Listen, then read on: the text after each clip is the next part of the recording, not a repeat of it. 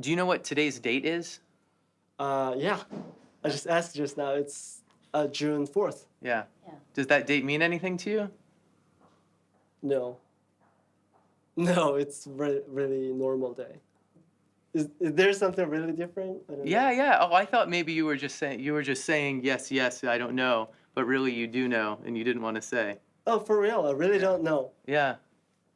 I really don't know. No, a important thing in Chinese history happened 20 years ago today. Oh, no. I'm not good at history. What happened? During the 1980s, Zhao Ziyang was maneuvering to allow the development of a new kind of economy, a new kind of society in a way as well.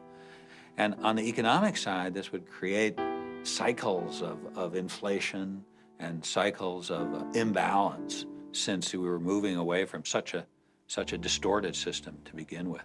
One of those cycles corresponds with Tiananmen.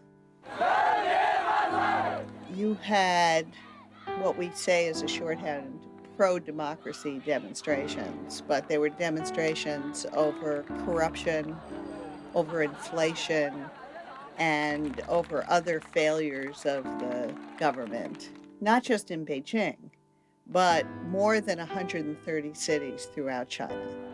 And this went on week after week after week and led to more demands. This was very threatening, obviously, to the Chinese Communist Party. You saw millions of people sweeping down the Avenue of Eternal Peace into the square with a kind of ebullience and kind of a sense of complete freedom, and with the media publishing everything, no restrictions. It was very hard to imagine that the party could get this genie back in the bottle. Very hard. Leaked documents show how it was done. On the morning of May 17, 1989, here at Deng Xiaoping's private residence, a handful of China's top leaders met to determine the course of their government. The leadership of the Communist Party split on how to respond to this crisis.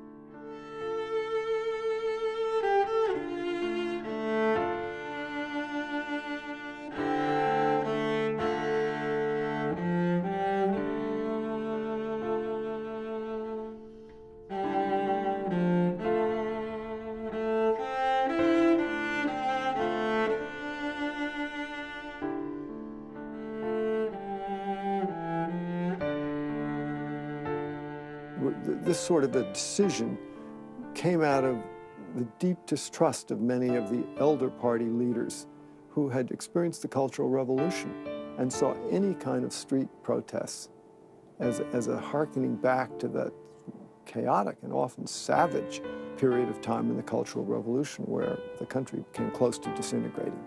And so Deng Xiaoping, who was ostensibly retired, overruled the lieutenant who had helped him transform China's economy. As martial law was declared, Zhao Ziyang's final public act was to visit the protesters in Tiananmen Square.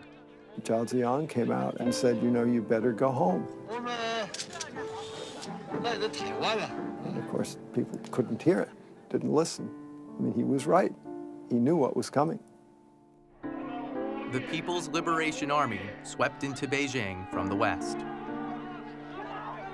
And so they marched into the square. By the time they got to the square, most of the bloodshed happened outside the square. When they got to the square, students were allowed to leave, and they did. And thus, it came to a rather tragic end. There is, of course, no mention of the anniversary on Chinese state television. No debates over whether 200 people died that night or 3,000. In fact, today, many young Chinese have never heard of Zhao Ziyang, who spent his last 15 years under virtual house arrest. General Motors have taken a key step in its bankruptcy proceedings. A top news story on June 4, 2009 is the announcement of a Chinese company's purchase of the Hummer brand, along with a promise to keep making Hummers in Mishawaka, at least through 2011. Some of the systems are the same. On the anniversary in Xinjiang, Susu and I were translating some interviews I had shot. Oh, let me ask you a question. Okay. Do you know this photo? Is this a famous photo? No. Have you ever seen it before? No. Really? Maybe I can remember. Tankman of Tiananmen. When was it? It was 20 years ago today. 20 years ago today. What happened there? By the morning of the 4th, the square had been cleared and few images of the bloody night had emerged. But a day later, on the 5th, a column of tanks left the square, heading east on Chang'an Avenue. And this one man stood in front of the tanks and made the tanks stop. What he was doing there? No one knows. No one even knows who he was. But he was on the side street, and then as the tanks came down, he stood in front of it. So what's after? The tank drove over him, or?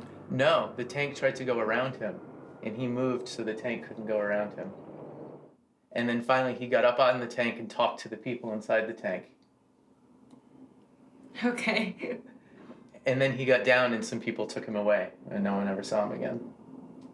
You didn't know that today was the anniversary of that? No. I have no idea. It's June, the 4th of June. Yeah.